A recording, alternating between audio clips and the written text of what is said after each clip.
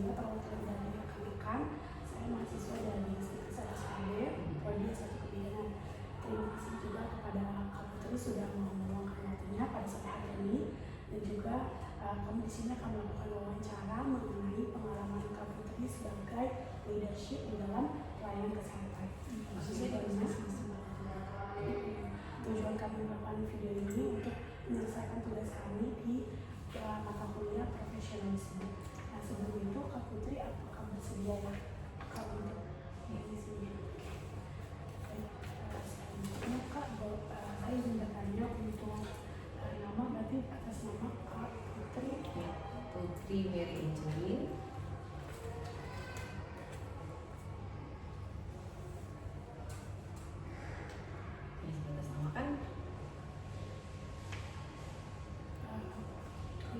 Umur 32 tahun. Alamatnya apa ya? Alamatnya di Harapan Jaya, Bekasi.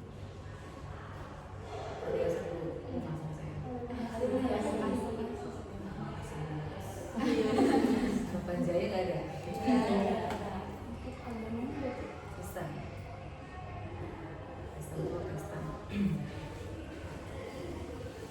Jadi sekarang profesi ya?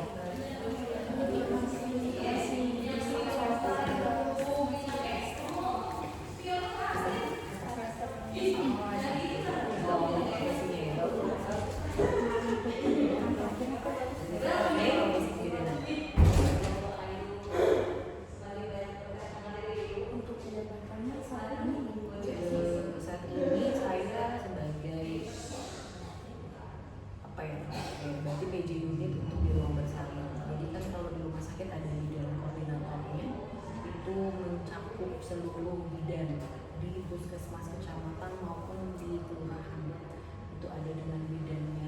Tapi kalau saya sendiri sebagai bidan koordinator tapi di ruang bersalin. Untuk PJ maternal yang nakal, jadi jatuhnya ke dalam-dalam.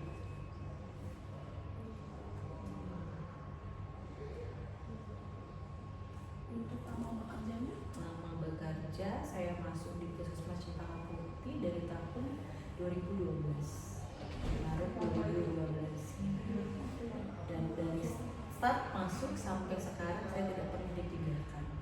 Jadi sudah apa ya? Sudah polos kali. Sudah lama banget kalau namanya teman-teman kebetulan dimutasi ke beberapa unit poli lain ataupun ke pustu kelurahan, tapi dari pimpinan sendiri meminta saya untuk di ruang berkarya. Tapi sebelum di puskesmas Putih, aku bekerja di mana? Kebetulan setelah lulus dari diploma D3 Kebidanan, saya bekerja sempat lari ke event organizer. Lalu saya bekerja di rumah sakit di PK Menteng. Menteng tidak terlalu lama, ada lowongan saya masuk di sini.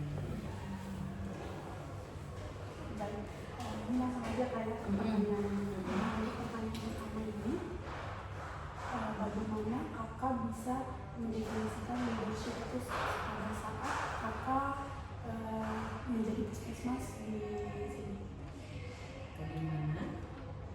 Bagaimana kakak bisa mendefinisikan leadership pada saat kakak menjadi bidan di puskesmas ini? Mendefinisikan leadership sendiri ya? Oke, leadership itu kan suatu bagaimana cara untuk kita dapat memimpin suatu organisasi. Organisasi itu bisa di mana aja atau enggak lingkupan kecil. Leadership di paling kecil adalah rumah, kan rumah tangga, terus juga kayak di pekerjaan, RW, pokoknya dimanapun itu yang ada suatu kelompok terus menjadi seorang leader atau pemimpin. Jadi kalau saya sendiri sebagai leader saat ini di rumah salin itu saya memang mencoba untuk memimpin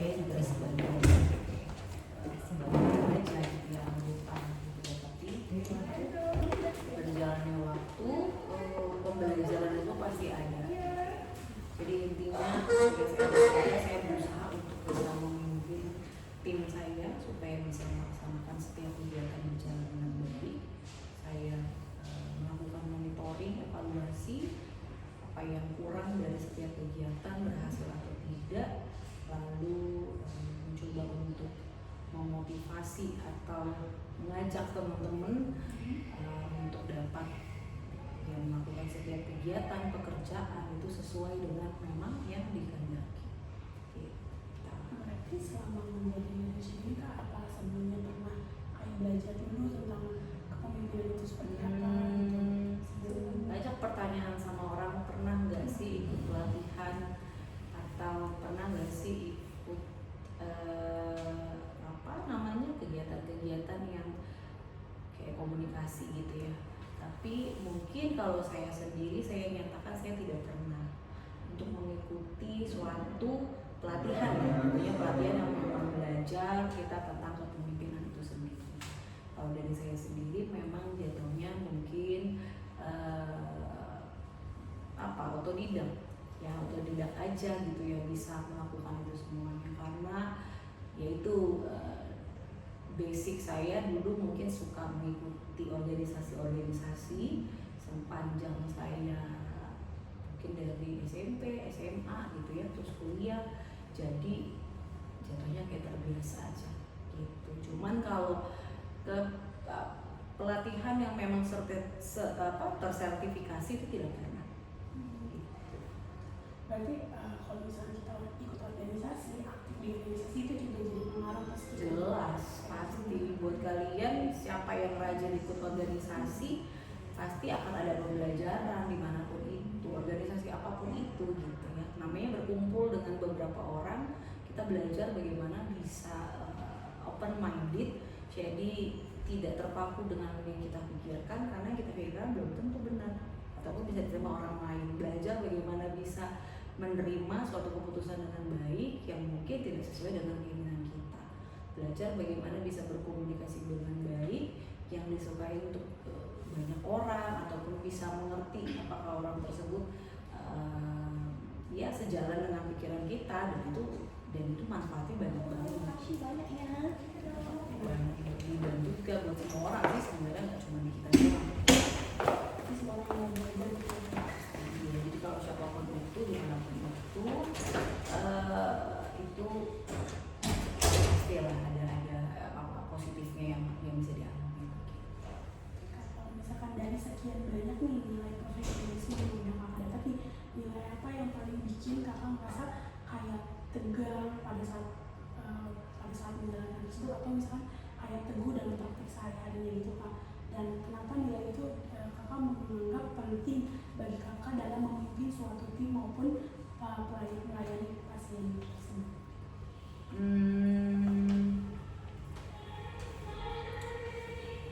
Yang paling sulit adalah ketika kita menyatukan suatu keputusan. Tim itu terdiri dari beberapa orang dan punya kepala yang banyak itu sebenarnya sulit gitu ya, karena pasti pendapatnya berbeda-beda gitu. Nah, bagaimana seorang leadership mampu bisa mengolah semua pendapat tersebut supaya ada keputusan bersama yang bisa dijalankan dengan baik gitu. Jadi semua orang tidak menggerutu di luar gitu, gak nyaman dengan mungkin keputusan yang dibuat oleh satu pihak sendiri gitu. Itu yang paling sulit buat saya.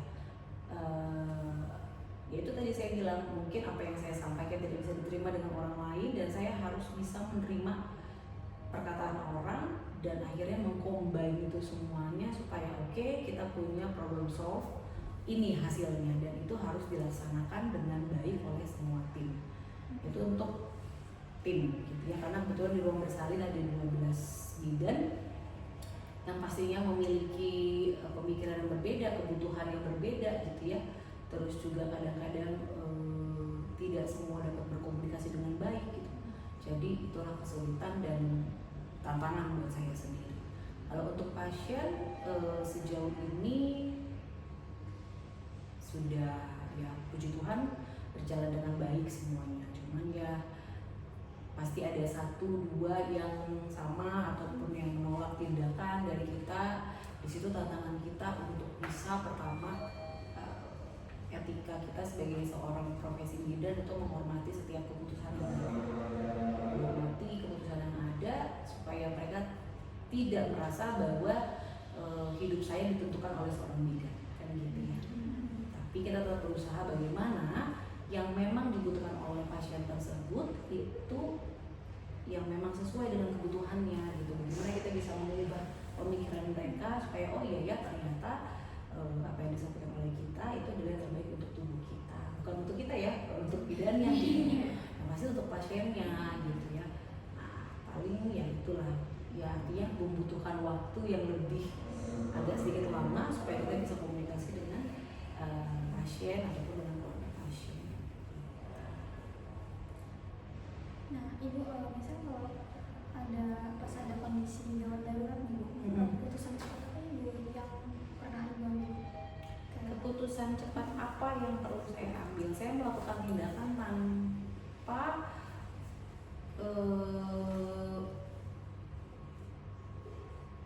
inform consent dari pendamping, dan itu saya butuhkan dengan kondisi emergency, pasien tanpa pendamping datang dan memang harus dilakukan tata laksana segera. Gitu. Kita tidak perlu melakukan sesuatu yang memang itu bisa membahayakan. Jadi kalau untuk di ruang bersalin kegawat darurat maternal neonatal itu sudah jelas ada yang namanya pengambilan keputusan yang tepat oleh petugas gitu. Walaupun tadi saya juga bilang harus menghargai keputusannya pasien gitu ya, tapi dilema nih gimana nih, gak kita tolong, gak kita lakukan tindakan segera dia kejam, gak kita tolong dia bisa langsung shock gitu ya. Nah itu dulu yang kita lakukan.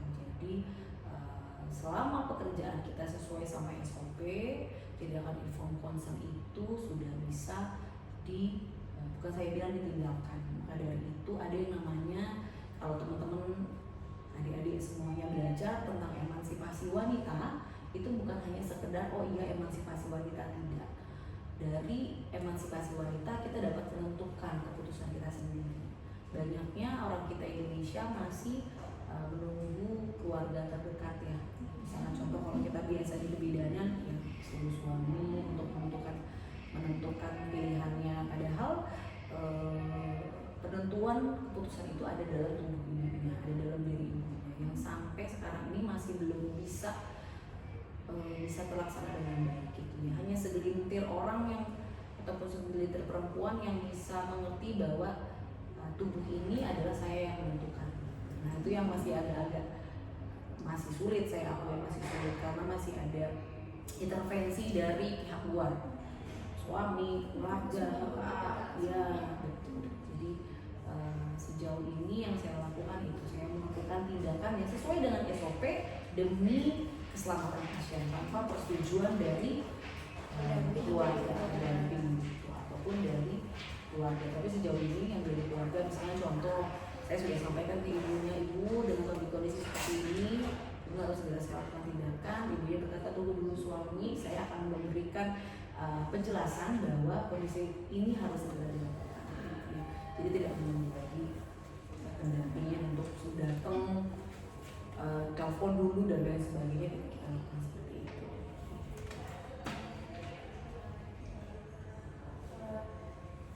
Saya mau nanya tentang gimana sih kita membangun komunikasi efektif terhadap rekan sejawat, dokter di puskesmas ini. Oke. Komunikasi efektif itu penting banget penting gitu ya. Kita lakukan, kalau nggak ada komunikasi ya udah semuanya pekerjaan saya rasa nggak bakal bisa terjalin, apalagi kita yang di dunia kebidanan yang bukan pasien, sekali pasien periksa habis itu pulang ya. Jadi kalau kita melakukan perawatan, bagaimana kondisi dia pada saat kita periksa, lalu kita harus berkomunikasi ke teman operan selanjutnya gitu ya. Jadi kalau komunikasi itu jelas saya lakukan ataupun kita bina itu secara terus menerus. Salah satunya kalau sekarang udah gampang ya media ya. Dulu zaman saya apa ya namanya ya, jarkom atau kayak dengan komunikasi, atau saya lupa namanya. Kalau sekarang dengan media grup-grup yang memang banyak banget itu kita lakukan ya. Maksudnya itu untuk informasi-informasi yang mungkin tidak bisa dilakukan bertatap muka, tapi itu jelas kita aktifkan dan itu selalu. Lalu selanjutnya kita lakukan ada yang namanya operan, kalau di tempat dinas ya, operan untuk kondisi pasien, bagaimana apapun yang terjadi itu pasti tahu. Jadi saya selalu bilang bahwa walaupun dinas berdua, tidak ada namanya oh ini pasien saya, oh ini pasien saya gitu ya. Walaupun saya megang pasien A, teman dinas saya nggak pegang pasien A, dia harus tahu kondisi pasien A itu seperti apa gitu. Karena kita dinas bareng 1 jam waktu, semuanya harus mengetahui kondisi yang begitu. Untuk kolaborasi dengan tenaga yang lain, dokter gitu ya, terus juga ada kalau di sini banyak psikolog, dokter, gizi gitu ya, terus juga orang KB, orang imunisasi ya segala macam. Saya rasa kalau unit ruang bersalin ketumplak semuanya mau apapun itu ya kan, itu masih dalam segi kesehatan. Segi yang lain tenaga alat kesehatan rusak, kita harus koordinasi dengan sarpras kami gitu kan, listrik mati harus saya telepon teknisi dan lain sebagainya. Menjalin hubungan itu pasti, itu salah satunya kita harus aktif dengan mengikuti setiap pertemuan-pertemuan atau undangan-undangan yang memang dilakukan dengan tujuan untuk koordinasi gitu ya. Sejauh ini komunikasi itu banyak banget dilakukan karena memang sudah ada media grup WhatsApp, itu melalui grup WhatsApp. Tapi kalau memang tidak bisa, kita biasanya langsung by phone, artinya komunikasi 2 arah langsung, atau saya langsung datengin orangnya atau orang tersebut yang datang ke kami. Jadi kalau untuk komunikasi saya rasa sudah semakin bagus untuk yang sekarang. Kalau misalnya kita kan mahasiswa, kadang ada yang masih malu-malu gitu buat dia komunikasi ke temennya, jadi akhirnya komunikasi yang baik itu nggak terjalankan. Apa ada tips dari kakak buat kayak gimana kita buat mengeksplor diri kita supaya kita bisa komunikasi sama teman? Ini kan masih istilahnya masih teman gitu kan. Tapi sama pacar malu gak? Oke, tipsnya apa buat adik-adik semuanya? Yang pertama, percayalah bahwa setiap pribadi itu ada semuanya positif gitu ya. Tuhan menciptakan kita satu pribadi itu semuanya dengan hal yang baik. Nah, kalau misalkan teman-teman ataupun ada rasa malu dari kalian, yang pertama adalah sadari diri kalian sendiri dulu.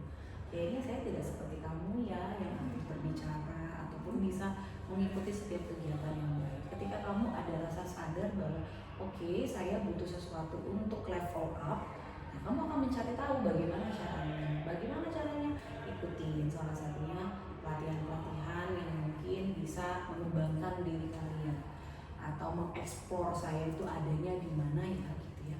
Tidak semua orang kok harus misalkan banyak ngomong, enggak juga gitu ya. Komunikasi kan banyak, yang penting siapa yang diajak lawan bicara yang mengerti apa yang disampaikan kan gitu ya. Nggak perlu kita banyak bawel atau banyak apa kata-kata banyak bacot gitu ya. Jadi nggak perlu begitu, yang penting teman yang diajak ngobrol paham dengan apa yang saya omongin gitu ya, dan kita bisa mengikuti gitu. Seperti itu. Jadi terus juga buat ya itu tadi aktif organisasi. Kalau sekarang di kampus kan ada BEM, ada apa gitu ya, itu salah satunya yang memang bisa menyokong kalian buat bisa mengerti atau berteman sama satu lainnya gitu. Itu belajar semuanya di situ. Nah, mungkin tiba-tiba bayi lahir bisa cuma nangis kan, habis itu dia bisa ngomong gitu ya. Jadi semua proses pembelajaran, adaptasi yang penting. Dan ini penting juga, teman-teman yang melihat kebutuhan temennya gitu ya. Mungkin dari sekelompok teman-teman di sini ada berapa orang di sini? 10 orang. Ada dari kalian yang mungkin saya tidak tahu, kayaknya dia agak pemalu, agak dia ngomong. Jadi kalian udah sadar nih, oh teman saya si A misalkan, oke agak pemalu ya, ajak mereka gitu.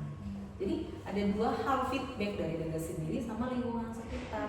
Kalau lingkungan sekitarnya cuek bebek aja, ya udah gue nggak kayak udahlah sendiri aja gitu ya, orang gue nggak dikasih makan sama lo, kasarnya gitu ya. Ya udah, jadi akhirnya teman kita belakang makin belakang. Jadi kalau teman-teman sudah melihat hal tersebut, ajak mereka, yuk ikut gue yuk gitu ya, kita ajak ngobrol gitu kan, atau nggak ajak diskusi, sebatas diskusi dulu. Menurut kamu apa ya ini ya, atau menurut kamu pelajaran kita yang tadi apa ya gitu, sampai akhirnya ada pertemuan lagi. Mungkin yang satu udah ikut organisasi, yang satunya belum, gue ada acara nih kita ikut yuk gitu. Jadi artinya lingkungan sekitar itu sangat mempengaruhi bagaimana kita dapat berhubungan baik ataupun ya berhubungan baik dengan seharusnya komunikasi yang baik. Terus Kak, saya mau minta tips nih dari Kakak. Pasti setiap orang tuh punya kepala yang berbeda-beda, sifat yang berbeda-beda. Nah, gimana sih cara Kakak untuk mengatasi konflik sesama tenaga kesehatan? Oke, sesama tenaga kesehatan.